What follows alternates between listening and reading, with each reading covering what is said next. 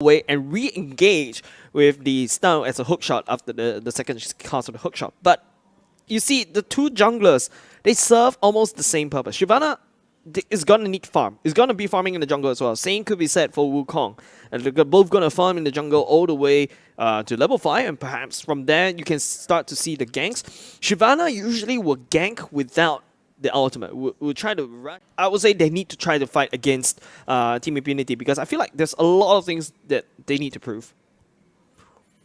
There's a lot of things that Sequence needs to prove. There's also a lot of things that Impunity need to prove here, because if Sequence win this series already, if BDG cannot force us into a game 3, it's going to be deja vu, and a possible deja vu again tomorrow, where Sequence has to go for Impunity. If the Impunity we win that, they have to go up against Alliance again.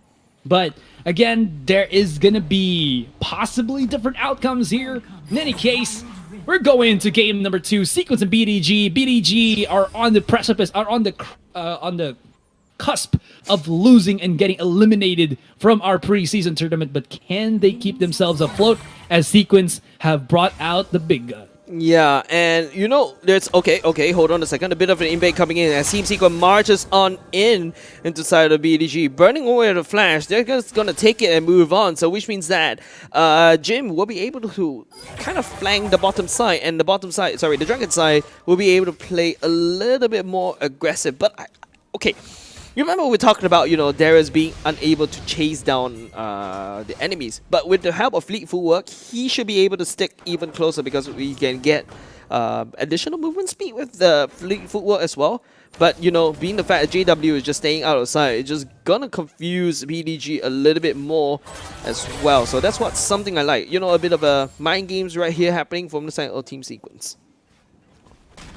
Oh, they're going to be set up to get stunned. Maybe Fizzlyfish able to space herself away before getting hit by the concussive blow, or rather the frostbite.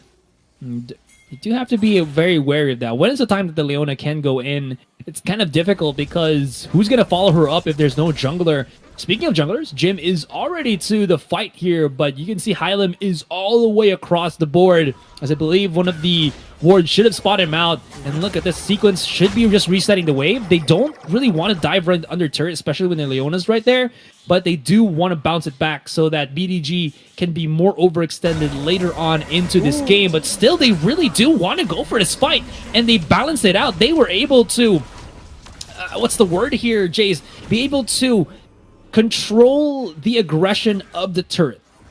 Yeah, basically swapping turret aggro, right? And there you go, yeah, turret aggro. Yeah, but the fact is that Leona will lose her life at the bottom side, even though BDG already spotted out the Wukong is in the area. I'm not too sure why they decided to step out of there, but you know, this shows, you know, vision game is very important in WildRift, isn't it? Like, vital information is being handed out over to the side, but it's also down to the players themselves to basically use that knowledge. So unfortunately, BDG will lose that Leona at the bottom side. Sarah will be, max stacks going in for Darius. And you know when Darius get max stacks, right? He's gonna go mad stacks as Team Sequence preparing that top side gank. Sierra a little bit overextended once again. JW will be chasing in. Jim, now Sarah will be forced to use that flash. Hylim coming in. The Hextech ultimatum will be able to lock down Sierra, but Sierra is still alive. JW will fall as well for the Noxian Guillotine. At the same time, Jim forced the flash as Hylim, the big bat dragon, chasing him down once again. Oh! That is the wrong person to chop, as he chops down the clone instead, giving blue team that double kill. Gravel coming in. I feel like this fight has gone a little bit too sketchy for both sides. Jim played that so perfectly, and Gravel doesn't have any mana anymore. She should just back away and live to fight for another day, get those items up already. That could have gotten so much worse for Sequence. Jim just picks it back out, but BDG great on the punish when the 3 versus 1 happened, and Sarah, this is where you see BDG put their eggs on the basket of Sarah, and he is not gonna, you know, he's not gonna fail them. He's gonna turn these eggs into a nice little omelet, and it's still pretty neck and neck here. BDG are starting to wild things up, and here's the thing. Sarah is almost on his Infinity Edge. Or sorry, not Infinity Edge, Trinity Force rather. And that's Yep. such a good thing. Yep, so Darius going to go for the Triforce this time around. Same could be said for the Camille, but it is the Phage that's going to provide so much mobility for that Darius to stick on top of the targets. But there's a bit of a debate between, you know, going for either the Black Cleaver or the Triforce, you see. So with the help of the Black Cleaver, he's going to shred armor very well.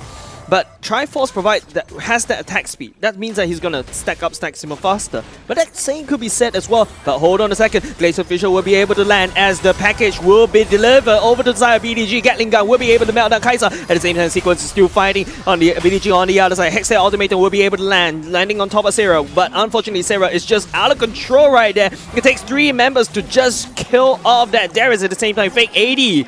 Wow, finding that pickoff at the back end of BDG allows Sequence to secure this Drake without a problem.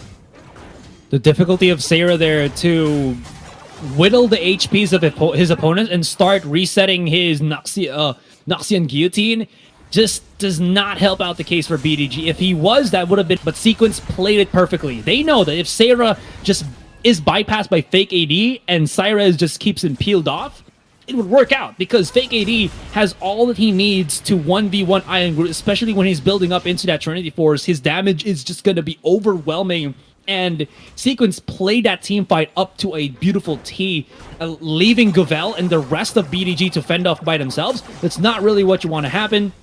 And Sequence starts that big fight right off, especially getting that Infernal Drake. It becomes even more threatening possession here, but an apprehend once again. How do you back away from this one, as this is the one in all in? The HPs for the Braum is already down, but that's not their target. It's going to be the dash right in from Fake AD, and he survives. Although Jim, he's got to keep Fake AD alive. The stun to connect, though, there's going to be the sun to connect as well, and BDG go for the punish. Sequence, they're dipping their hands too deep in the pot. Yeah, and in that pot is Mousetrap set by BDG, and they're just gonna yell a bit of a yow, a little bit, you know, picking up their hands from that pot, and you see rather than cookies, it is Mousetraps on all of your fingers, and that's what Sequence did. They had that Drake, they're a little bit cocky, my bad, in terms of that pun, but you gotta admit, that Leona ultimate was the one that changed it right around for BDG. Okay, you gotta admit that Team Sequence, the way they actually get rid of that Plum Bomb, will be able to, you know, prevent BDG from actually stealing that Rift Herald. And there's no vision from the side of BDG as well on that Rift Herald. So Sequence will be able to take that Rift Herald without a problem at all. They got everything in their pockets, but these overexertions of Sequence is putting BDG in a spot where they can still fight. I do like how we're throwing the Fog of War here to see how BDG doesn't have any vision whatsoever. And Sarah gets devoured, staying inside the brush where Sequence, we're keeping an eye on him. Referral is already popped out. They just want to get as much damage as possible. And where did this dragon come from? The dragon's descent has been used, but the dragon will descend even further, 6 feet under the ground, as that Rip Herald creates space for BDG. Sorry, for Sequence, as they go in to this top tier 2 turret. They're not done just yet, and they're even looking for more. A bit of a deep dive from Leroy as he gets connected once again by the stun. Maybe a bad spot for JW as he tries to retreat to his teammate. He can get away. Nice little stun as well. Jim will be able to use the Cyclone, but in a bad spot. He doesn't have the HP. He doesn't have the tankiness to survive for long. And Sequence make mistakes, but they still got the result into breaking those turrets. Yeah, the best part is you can see how greedy Leroy became at that end at that end of team fight. They actually got that turret down. They can just disengage, but Team Sequence, they're looking for more. Unfortunately, will lose a couple of lives right there, but BDG will be able to kind of equalize that goal lead even because of that team fight early on, but they lost too many turrets for that fight, so not a very good idea. So now BDG, the next point of contest will be around that Ocean Drake. Ocean Drake still not too bad for the side of BDG because you've got the I Am Groot as well. You also got Sierra, but look at, thank you very much for the observer to actually highlight the fact that there's not many wards coming in. Apprehend landing on top of Fake AD, but it is Leroy WR jumping out from the brush once again. The Redemption coming in, trying to heal for the side of BDG, side of Team Sequence at the same time. It is a Hexagon Ultimatum that actually locks down Sierra, but once again the charm misses from the side side of Seraphine. Gatling gun will be used as BDG stays right out of arm's reach from Team Sequence. But here comes Jim for the flank. Cyclone will be used potentially. He has a GA. He can take more punishment from that. But BDG decides to push Sequence off as Sequence rotates over to that Drake. Oh, Hylim already just no. recalled back into the base. So that's a BDG. They seemed like they wanted to fight for that dragon, but in the end, it's just going to be Sequence to provide a little bit of chip, provide a little bit of control around the map, and with just a small show of force, they were able to get this turret, able to get that dragon, and they're going to be able to get Gavel here, who misses the shockwave, doesn't even hit on Cyrez, and was looking to maybe catch on onto Leroy. In the end, Sarah, he has a flash, he's looking for it, he wants to go in, but it's way too obvious. Leroy was keeping an eye on this Darius, and that explosive fruit should provide a little bit more of leeway, a little bit more space, but calm before the storm. Sequence get a lot, and BDG, they're picking up scraps. Yeah, BDG 5k gold lead behind. Triforce for two Triforces being secured by both teams already. Baron has spawned, but BDG's positioning is just not the best. It's Fizzy Fish's efforts that actually make BDG actually relevant in this game, in my opinion, because you can see how many times that Fizzy Fish actually lands the ultimate on top of crucial targets, like, for example, the Corki as well. So BDG's aims is true, but Team Sequence, they're not giving up on the vision game as well. BDG is just finding some wards here and there, finally picking up on the ward game this time round. But it is going to be a Cloud Drake next for Team Sequence. Top side is super clear. Bottom side still left untouched. Mid lane, first tier turret gone for the side of BDG. Whereas for Team Sequence, they only lost one turret, which is at the Dragon Lane. They're already knocking at the base here. They're setting a lot of vision up for the Baron because that's the next big objective the Sequence really want to get. They're not going to be foolish enough to try to claim it, to take it, as the full roster of BDG is still alive. It makes a lot of sense because BDG can always go for the punish. They have a composition that even if they're playing behind, they can always deal AoE combo burst. In any case, nice little apprehend there from Sarah, but his opponent's just way too tanky. Even underneath the turret, he's still able to survive through it all. And Jim, proactive as can be, deals so much damage into the mid lane, and he's being chased down by Fizzy Fish and teammate. But think about that. If they go overextend, they can always get hit by the Cyclone, and Sequence will be able to take down more turrets than one. Look at the big combination here.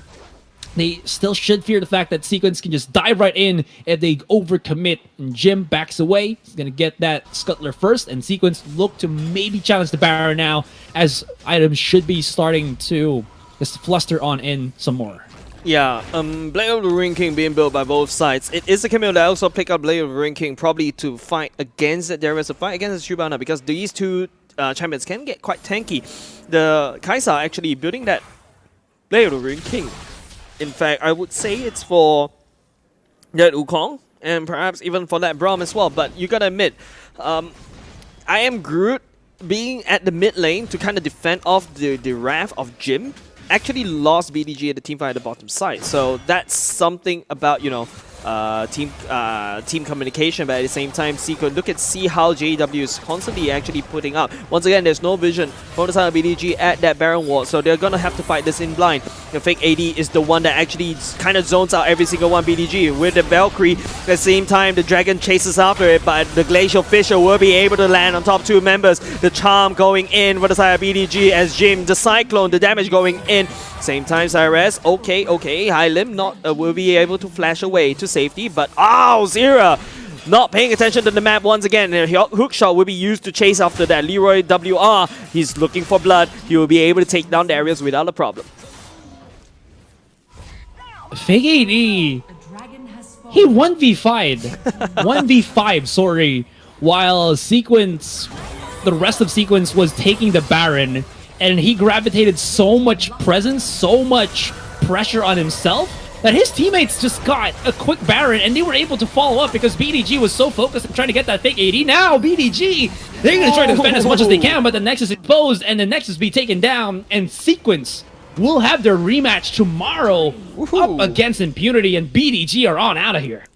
Yeah, and it all boils down to the fact, team communication, I would say, for the side of BDG. You have a full team happening at the same bottom side for for team sequence, right? But then BDG is still putting two I Am Good and Fizzy Fish in the mid lane just to